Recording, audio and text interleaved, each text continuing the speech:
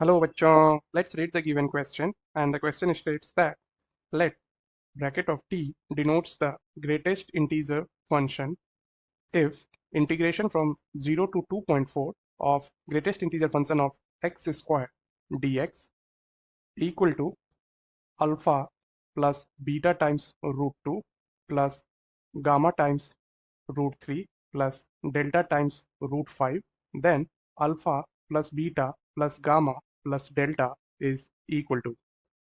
So let's see the key concept that we will use here to solve this question. तो सबसे पहले जो हम लोग यहाँ पे कॉन्सेप्ट देखेंगे that is of greatest integer function. तो सपोज कोई नंबर हमें गिवन हो लाइक 0.6, कोई भी नंबर जो 0 से 1 के बीच में होगी तो उसकी जो ग्रेटेस्ट इंटीजर फंक्शन होती है उसकी वैल्यू दैट इज 0। सपोज कोई नंबर 1 और 2 के बीच में है दैट इज 1.7, तो इसकी जो ग्रेटेस्ट इंटीजर फंक्शन की वैल्यू होती है दैट इज 1। मीन्स जो भी हमें डेसिमल में नंबर गिवन हो वो उसकी इंटीजरल फॉर्म जो होती है, इंटीजर वैल्यू जो होती है that is the output of the greatest integer function. तो इसको हम लोग ऐसे भी देख सकते हैं, सपोज अगर 2.3 है तो इसकी ग्रेटेस्ट इंटीजर फंक्शन वैल्यू जो हो जाएगी दैट विल बी 2। तो एक तो हम लोग इस कॉन्सेप्ट का यूज़ करेंगे। सेकंड, यहाँ पे जो हम लोग कॉन्सेप्ट यूज़ करने जा रहे हैं, जो हमें लिमिट गिवन है 0 टू 2.4, इस लिमिट को हमें ब्रेक करना होगा so that we can get the our output in the form of alpha plus beta times root 2 और गामा प्लस रूट 3। तो इसके लिए हम लोग क्या कर रहे हैं, इसको यहाँ पे इसको ब्रेक कर देंगे। पहले 0 से 1 तक, फिर 1 से रूट 2 तक, एंड देन रूट 2 से रूट 3 तक, एंड देन रूट 3 से रूट वैल्यू जो होगी दैट इज फॉर 2, क्योंकि रूट 3 की वैल्यू 1.7 के अप्रॉक्स होती है तो इसको हम लोग 2 तक लेके जाएंगे। एंड देन 2 से फिर हम लोग इसको रूट 5 तक लेंगे, एंड देन फाइनली रूट 5 से 2.4 तक, क्योंकि रूट 5 की जो वैल्यू होती है दैट इज अप्रॉक्सीमेटली 2.236, और सिमिलरली रूट 3 की जो वैल्यू होती है 1.7 के अप्रॉक्स। तो इस कॉन्सेप्ट का हम लोग यूज करके इस क्वेश्चन को सॉल्व करेंगे। So let's write the solution part here, and here we have integration of x square greatest integer function dx from 0 to 2.4।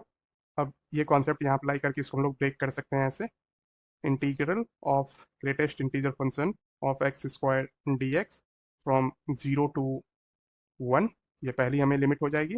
Then integral of greatest integer function of x square dx 1 से लेके root 2 तक, then plus integration of x square greatest integer function dx, और इसकी limit है root 2 से लेके root 3 तक। Then next we have plus integral of x square greatest integer function dx from root 3 to 2, then plus greatest integer function of x square dx integral, और इसकी जो limit है वो है 2 से लेके रूट 5 तक, and then plus integration of x square dx greatest integer function, और ये है रूट 5 से लेके 2.4 तक। अब हमें वन बाय वन इस इंटीग्रल को सॉल्व करना है। तो अभी जैसे हमने की कॉन्सेप्ट में देखा कि जब भी हमें वैल्यू 0 से 1 के बीच में होती है तो ग्रेटेस्ट इंटीजर फंक्शन की जो वैल्यू हो जाती है दैट इज 0। तो अगर हम लोग इस वाले पार्ट को देखें, जब लिमिट 0 से 1 के बीच में है तो अब यहाँ x की वैल्यू अगर हम लोग पुट करेंगे तो ये क्या हो जाएगी 1 square, and then lower limit will be 0 square. तो इसकी वैल्यू जो होगी वो 0 से 1 के बीच में होगी, तो इसको हम लोग डायरेक्ट लिख सकते हैं 0, देन प्लस, अब जब ये रूट 2 और 1 के बीच में होगी तो अब रूट 2 का स्क्वायर करेंगे तो ये होगी 2, और 1 का स्क्वायर करेंगे तो 1, तो इसकी वैल्यू जो होगी वो 1 और 2 के बीच में होगी इस ग्रेटेस्ट इंटीजर फंक्शन के लिए। तो इसको हम लोग लिख सकते हैं 1, and then integral of dx from 1 to root 2, then plus, अब नेक्स्ट टर्म के पास चलते हैं, यहाँ देखते हैं हम लोग, यहाँ लिमिट जो है वो है रूट 3 से रूट 2, तो रूट 3 का स्क्वायर करेंगे तो ये हो जाएगी 3, एंड रूट 2 का स्क्वायर करेंगे तो 2, तो वैल्यू जो है वो 2 और 3 के बीच में होगी, और 2 और 3 के बीच में ग्रेटेस्ट इंटीजर वैल्यू क्या हो जाएगी 2, तो इसको हम लोग लिख सकते हैं 2 times of integral of dx, and the limit is root 2 to root 3. Now next we have limit of root 3 to 2. अब 2 का स्क्वायर करेंगे तो 4 और रूट 3 का स्क्वायर करेंगे तो 3. तो इनकी बीच के जो वैल्यू जो भी होंगे और उसका ग्रेटेस्ट इंटीजर फंक्शन जब हम लोग कैलकुलेट करेंगे देन दिस विल बी 3. तो इसको हम लिख देंगे 3 integral of dx and limit is root 3 to 2.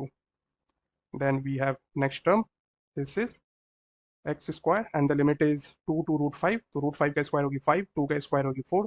तो इसकी वैल्यू जो हो जाएगी 4 times integral of dx and limit is 2 to root 5. Similarly यहाँ पे हम लोग करेंगे तो ये 2.4 का स्क्वायर करेंगे तो ये हो जाएगी 5.76 और रूट 5 का करेंगे तो स्क्वायर 5. तो वैल्यू जो हो जाएगी that will B 5 and limit is here again root 5 to 2.4 and here we will have dx. अब हम लोग इसको इंटीग्रेट कर लेते हैं one by one and we will get this as 0 plus integration करने के बाद ये वैल्यू होगी x, limit is 1 to root 2 plus 2 times again integration की वैल्यू हो जाएगी x और limit is from root 2 to root 3 then plus 3 times of x और ये जो वैल्यू होगी इसकी लिमिट रूट 3 से लेके 2 तक then plus 4 times of x और इसकी जो लिमिट है that is 2 to root 5. Then finally we have 5 and limit is root 5 to 2.4. So let's solve this. तो ये हो जाएगी root 2 minus 1 plus 2 times of root 3 minus root 2 plus 3 times of 2 minus root 3 plus 4 times of root 5 minus 2 plus 5 times of 2.4 minus root 5. So let's solve this. Root 2 minus 1 plus 2 times of root 3 minus 2 times of root 2 plus 6 minus 3 root 3 plus 4 root 5 and then minus 8 plus 12 minus 5 root 5. अब इसको हम लोग solve करने पे इसकी value जो finally आएगी that will be 9 minus root 2 then minus root 3 then minus root 5. अब इसे जो हमें कंपेयर करनी है that is with alpha plus beta times root 2 plus gamma times root 3 and plus delta times root 5. So इनको हमें compare करनी है एक दूसरे से और कंपेयर करने पे इसकी वैल्यू जो होगी so here we can write on comparing, क्योंकि क्वेश्चन में हमें उसकी इंटीग्रल जो गिवन थी that is in this form. तो कंपेयर करने पे अल्फा की वैल्यू हो जाएगी 9, बीटा की वैल्यू -1, गामा की value -1 and delta value is also -1. अब हमें फाइंड जो करनी थी that is alpha plus beta plus gamma plus delta. So this will be 9 minus 1 minus 1 minus 1. Finally, we can write alpha plus beta plus gamma plus delta is equal to 6. And this is the final answer of the given question. So here we can fill the value 6. I hope you understood the solution. Thank you.